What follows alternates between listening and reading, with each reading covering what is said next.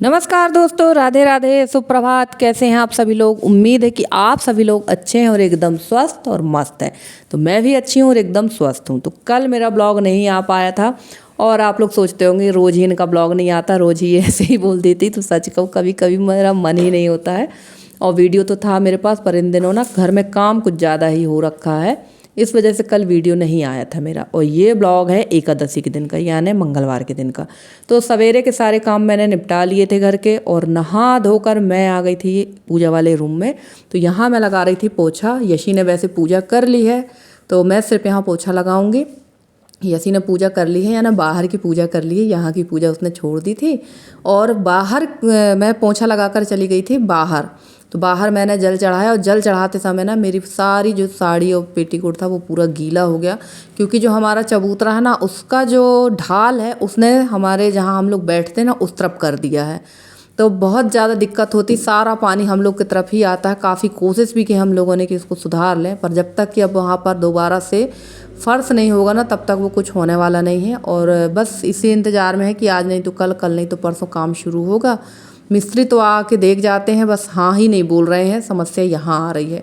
तो जल्दी ही सारा काम हम लोग को शुरू करवाना है, बारिश के पहले ही काम शुरू करवाना है। तो चलिए, फाइनली एक काम तो शुरू हो गया कि खिड़की और दरवाजे जो हमारे लगे हुए हैं इनकी पुताई शुरू हो गई है। और पूजा मैंने की, और उसके बाद मैंने पढ़ ली है यहाँ पर एकादशी की किताब। और यहाँ पर मैं हवन के लिए मैंने आग सुलगा रखी थी, जो काफ़ी धुआं हो रहा था। तो कहते हैं ना, धुआं वाली आग में हवन नहीं करना चाहिए। तो मैंने सोचा चलिए पहले किताब पढ़ लेते हैं, उसके बाद में फिर हवन कर देंगे। तो ऐसा ही रहता है कुछ, एकादशी का जो हमारा दिन रहता है व्रत वाला, वो ऐसा ही कुछ हमारा रहता है। तो फटाफट से मैं यहाँ पर एकादशी की किताब मैंने पढ़ ली थी, उसके बाद लगा देंगे हवन। और एकादशी तो बहुत सारे, मुझे लगता है 70% लोग जो है एकादशी का व्रत करते हैं, चाहे वो किसी भी राज्य से हों। एकादशी का व्रत सभी लोग करते हैं, और मैं एकादशी का व्रत तीसरी बार कर रही हूँ। मुझसे किसी ने पूछा था कि आप कितने बार व्रत रह चुकी हैं, तो ये मैं तीसरी बार रह रही हूँ। इसके पहले 2 बार मैंने एकादशी का उद्यापन करवा दिया है, और ये तीसरी बार रह रही हूँ। लगभग मुझे तीसरी बार मैं 2023 से रह रही हूँ, और ये 2025 चल रहा है। अब देखते हैं, ईश्वर की जब तक इच्छा होगी, जब तक शारीरिक क्षमता होगी, तब तक रह जाएंगे। और पता नहीं क्यों बाकी के व्रत रहने में मुझे बड़ा डर सा लगता है, पर ये एकादशी का व्रत मैं बड़ी आसानी से और बड़े हंसी खुशी के साथ रह जाती हूँ, और ना ही एकादशी का व्रत मैं भूलती हूँ। कई बार ऐसा होता है ना कि हम लोग कोई व्रत भूल जाते हैं, पर एकादशी का एक व्रत ऐसा है, ईश्वर की कृपा ही समझें इसको, कि ना तो मैं भूलती हूँ, ना ही मुझे इसमें किसी प्रकार की वो लगती है कि यार खाना खाना है, या भूख लगी है, या एनर्जी, ऐसा कुछ भी नहीं लगता है। तो चलिए, वहाँ पूजा हो गई थी, और यशी शायद यहाँ दाल में तड़का लगा रही थी या कुछ कर रही थी, पापड़ सेक रही थी। हाँ, यशी पापड़ सेक रही थी, और मैंने सोचा चलो मैं सिंघाड़े का आटा पीस लेती हूँ, क्योंकि सिंघाड़े का जो आटा है मेरे पास बिल्कुल ख़त्म हो गया है।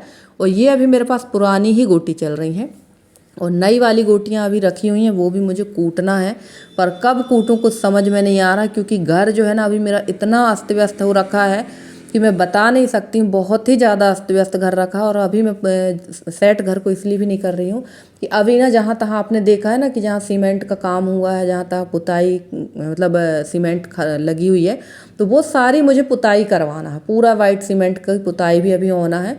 तो कम से कम अभी मेरे यहाँ 10 दिन तो घर का यही हाल रहना है। पोछा तो मैं लगाती हूँ, पर फिर शाम क्या 2 घंटे बाद जैसा का तैसा हो रहा है। पर चलिए, कोई बात नहीं, जो काम होगा तो ऐसा ही होगा। और अभी तो सिर्फ अंदर का काम हो रहा है, जिस दिन बाहर का काम होगा ना, उस दिन और भी ज़्यादा धूल मिट्टी घर पे आना है। तो जल्दी जल्दी सारे काम ही निपट जाए तो ज़्यादा अच्छा है। तो पुताई का काम हमारा हो जाएगा, इसके बाद बाहर का काम शुरू होना है। अब आप लोग बोलेंगे कि यार निधि, पहले तुमको बाहर का काम कराना था, फिर पुताई का। तो यही इंतजार करते करते ना 6 महीने निकल गए थे। और अंदर की जो ये ग्रिल वगैरह है, इनकी पुताई कराना इसलिए ज़रूरी है कि बारिश आते ही इनमें लगने लगेगी जंग। पहले इनकी पुताई हो जाए। और रही बात धूल मिट्टी, तो धूल मिट्टी तो होगी ही, गांव के घर हैं तो धूल मिट्टी चाहे आपके यहाँ पूरा काम हो जाए, 6 महीने के अंदर इनमें धूल तो जम ही जाना है। तो देखिए कितनी बढ़िया लगने लगी है अब हमारी ग्रिल। और इसके बाद अंदर जो वाइट सीमेंट, जहाँ तहाँ सीमेंट का अलमारी वगैरह जो बनी है और जहाँ तहाँ छूटा हुआ है, वो सारा काम ये भैया ही करेंगे। और बाहर की पुताई नहीं करवाएंगे वाइट सीमेंट से, क्योंकि बाहर अभी हमारे यहाँ काम शुरू होना है, बाउंड्री वाल का और आंगन का। पर कब शुरू होना है इसका मुझे नहीं पता है। बताया ही कि काफ़ी ज़्यादा परेशानी हम लोगों को हो रही है। ऐसा नहीं कि हम लोग मिस्त्री नहीं ढूंढ रहे हैं, हर बार मिस्त्री ढूंढते हैं, हाँ से ना तो कहते नहीं, बस आते ही नहीं हैं। और ये दोपहर के समय की क्लिप है। यहाँ पर आ गई थी मेरी देवरानी रानू, यानी कि ये रेसू की मम्मी है। जो मेरी दादी आती हैं, आपने देखा ना, ये उनकी नत बहू है। तो यहाँ पर मैं बैठ गई थी ब्लाउज़ कट करने के लिए। और ये साड़ी जो है मेरी मम्मी की है और इसके काफ़ी दिनों से रखी हुई, तो इसमें मैं फटाफट से कर दूँगी पीको फॉल। बट ना पीको फॉल इसमें भी मुझे करना है। ये साड़ी मेरी है और कैसी लग रही है ये वाली साड़ी बताना। तो मुझे वैसे ना जो मम्मी की साड़ी है वो साड़ी पसंद थी, पर मम्मी को वही साड़ी पसंद थी। मम्मी ने पहली बार कहा कि ये साड़ी हम कंप्लीट करेंगे, तो मैंने कहा चलो कोई बात नहीं, मम्मी के लिए ही कंप्लीट कर देते। क्योंकि मम्मी लोग ऐसी होती ना कि जो अपनी पसंद, अपनी मर्जी को, इच्छा को मार के बच्चों की इच्छा पूरी करती। तो अब मैंने कहा चलो मम्मी के लिए उसको कंप्लीट कर देंगे। और एक ये साड़ी है, तो ये 3 साड़ी हैं, 2 साड़ी मेरी हैं और 1 साड़ी मम्मी की है। और इसके अलावा इसके पहले मैंने अभी 3 साड़ियों में पीको किया है जो कि मुझे मिली हुई हैं और डेली वेयर वाली, तो उनमें भी मैंने पीको कर दिया। उसमें फ़ाल नहीं लगाएंगे क्योंकि डेली घर में ही पहनना है, फ़ाल नहीं लगाऊंगी उनमें, उनको मैं ऐसे ही घर में पहन डालूंगी। और 3 साड़ी मैंने इसके पहले पीको करके रख दी है, अब इनको कट करके इनमें पीको कर लेंगे। और मैं यहाँ पर कर ही रही थी ये काम कि रानू आ गई थी, तो मैंने कहा चलो अब ये काम को रोकते नहीं, जो काम हो जाए तो हो ही जाए। क्योंकि सिलाई का काम आप लोग देख ही रहे हैं, मेरे पास काफ़ी सारा काम है। और जिनके ब्लाउज़ मुझे सिलना थे उनके ब्लाउज़ तो मैंने सिल के दे दिए हैं, उसके मैंने कोई भी वीडियो नहीं बनाए हैं।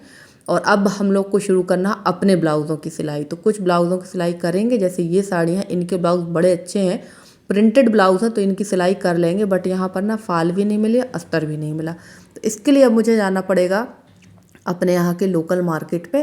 तो वहाँ से लेकर आऊँगी फाल और अस्तर दोनों, या फिर जबलपुर जाना हुआ तो वहाँ से लेकर आऊँगी। और हमारी किरण दीदी ने पूछा है कि निधि मैं 11 तारीख को आ जाऊँगी, तो तुम कहाँ आओगी ज़रूर बताना। तो दीदी प्लीज़ आज की वीडियो में आप बताइए कि आप कहाँ रहते हो। आप अपना अगर एड्रेस दे दोगे ना तो मैं आपके पास ज़रूर पहुँच जाऊँगी। और मेरा आने का 2 दिन का है, हो सकता है मैं अभी सैटरडे से लेके फ्राइडे से संडे के बीच में अभी आ जाऊं, और हो सकता है मंडे को फिर पहुंच जाऊं। तो देखते हैं क्या स्थितियां बनती है, क्योंकि वैसे तो मेरा मंडे को ही जाने का मन है। अभी मेरे यहाँ पुताई का काम है और ये काम हो जाए तो हो ही जाए, क्योंकि ना लेबर बहुत बड़ी मुश्किल से मिल रही है इस समय हमारे यहाँ पर। और देखिए मैंने कहा था ना कि मैंने 3 साड़ियों में पीको करके रखा है, तो देखिए ये 3 साड़ियाँ और तीनों लाल लाल कलर की हैं, बस प्रिंट भरा अलग है। ये भी मुझे मिली है। और ये जिस साड़ी की मेरी देवरानी घड़ी कर रही है ये भी मुझे मिली है। और ये साड़ी तो मुझे मेरी जेठानी ने दी थी, तो इसकी फ़ाल ही नहीं मिल पा रही है, कब से ये रखी हुई है। रेड कलर की फ़ाल पता नहीं क्यों नहीं मिल पा रही, समझ में नहीं आ रहा है। तो फ़िलहाल मैंने इसमें पीको कर दी और इसको भी मैं रख ही देती हूँ, देखेंगे मिल जाएगी तो लगा देंगे, नहीं ऐसे ही अब पहन डालेंगे। तो चलिए ये 3 साड़ी कंप्लीट हो चुकी हैं और 3 साड़ियाँ अभी मुझे फाल करना है, तो वो कंप्लीट हो गई। तो चलिए इसके बाद हम लोगों ने पी थी चाय और काफ़ी देर तक हम लोग बैठे रहे। और फिर मेरी देवरानी चली गई क्योंकि शाम भी हो गई थी, लगभग बज गए थे 6:30 का टाइम हो गया था, वो चली गई है। और अब मैं बनाने लगी हूँ फलाहार। तो फलाहार में कंपलसरी साबूदाना की खिचड़ी तो बनेगी ही, क्योंकि भैया पता नहीं क्या है, व्रत एक व्यक्ति रहेगा, खिचड़ी सबको खाना है, तो खिचड़ी बनेगी। और आज मुझे बनाना है यहाँ पर पकोड़े आलू सिंघाड़े के।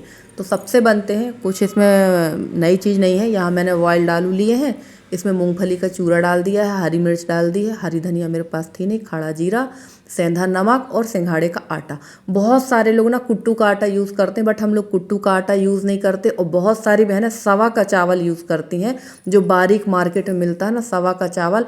एक्चुअली सवा का चावल नहीं खाना चाहिए। पहले वो हमारे यहाँ हमारे जब दादी दादा लोगों का ज़माना था ना, तब उसकी खेती होती थी, आज भी होती है। बहुत छोटा सा पेड़ होता है, पौधा होता है उसका, और उसमें बहुत घने तरीके से सवा का चावल होता है।